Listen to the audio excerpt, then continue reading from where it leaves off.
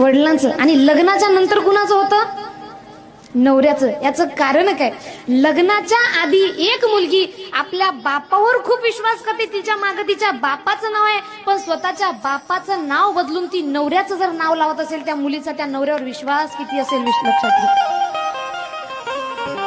आणि एवढा विश्वास ठेवून एक मुलगी तिचे आई वडील सोडले, तिचं घरदार सोडलं, तिचे माता पिता सोडले, तिची स्वप्न सोडली, तिचा सगळा आनंद सोडला आणि सगळं सोडून ती कुणाच्या घरी येते?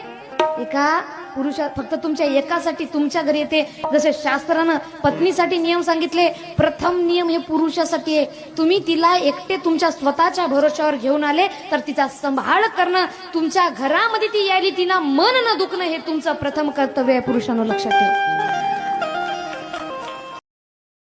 Download ShareChat.